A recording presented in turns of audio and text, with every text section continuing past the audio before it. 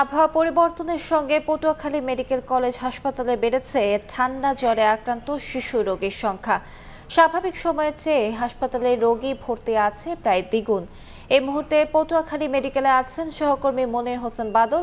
সরাসরি যাচ্ছি তার কাছে।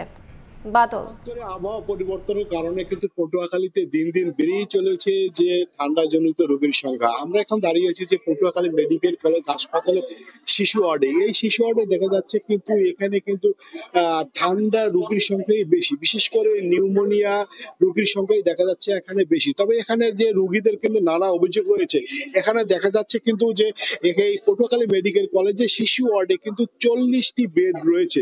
এই 40টি বেডের বিপরীতে কিন্তু আমরা এখানে যে আজকে দেখেছি 116 জন শিশু রোগী ভর্তি রয়েছে। আর এই 116 জন শিশু রোগী যে ভর্তি রয়েছে, একটি বেডে দেখা যাচ্ছে যে 2 জন থেকে 3 জন শিশু রোগী রয়েছে। আর এই 2 জন 3 জন রোগী, এই যে শিশুরা এই যে একটি বেডে রয়েছে, এতে কিন্তু দেখা যাচ্ছে যে রাতে ঘুমাতে গেলে বা দিনে চিকিৎসা নিতে কিন্তু পরিবার পরিজনের বা যারা ছোটদের মায়েদের বিভিন্ন ভোগান্তিতে পড়তে হয়। দেখা যাচ্ছে যে একটি রোগী একটি বেডে বা দুটো রোগী একটি বেডে থাকলে দেখা যাচ্ছে মায়েরা কিন্তু রাত্রে থাকতে পারে না, হয়তো বা তাদেরকে নিচে ফ্লোরিং করে থাকতে হয়।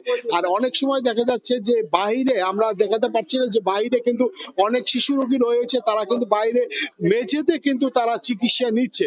এই বিষয়ে আসলে রোগীদের কিন্তু নানা অভিযোগ রয়েছে যে একটি বেডে তারা চিকিৎসা নিচ্ছে, মায়েরা নিতে পারছে না, চিকিৎসা সেবা কিছু সমস্যা রয়েছে।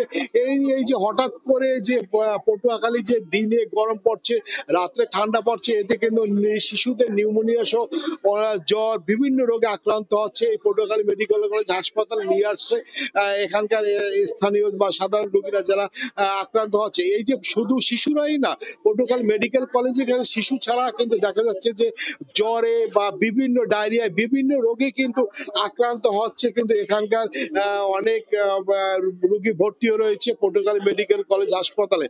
আরেকটা বিষয় বলে রাখি যে এই যে পটুয়াখালী মেডিকেল কলেজ হাসপাতালে কিন্তু এই নভেম্বরের এই যে আজকে 12 তারিখে 12 দিনের ভিতর কিন্তু একজন রোগী কিন্তু এখন পর্যন্ত মারা গেছে এই হসপিটালে। আর এই যে এ বিষয়ে আমি পটুয়াখালী যে মেডিকেল কলেজের তত্ত্বাবধায়ক রয়েছে দিলরুবা ইয়াসমিন লিজা, তিনি তার সাথে কথা বলেছি। তিনি যে বিষয়টা জানিয়েছে তা তাদের 500 শয্যা মেডিকেল কলেজ হাসপাতালে একটা চালু প্রক্রিয়াধীন রয়েছে। সেটি সচল হলে হয়তো এই শিশু ওয়ার্ডে যে সমস্যা আছে সেটি আর থাকবে না। এই ছিল পটুয়াখালী মেডিকেল কলেজ হাসপাতাল থেকে আবহাওয়া পরিবর্তনের কারণে যে সমস্যা সেটি সর্বশেষ। সরাসরি যুক্ত ছিলাম পটুয়াখালী মেডিকেল কলেজ হাসপাতালে।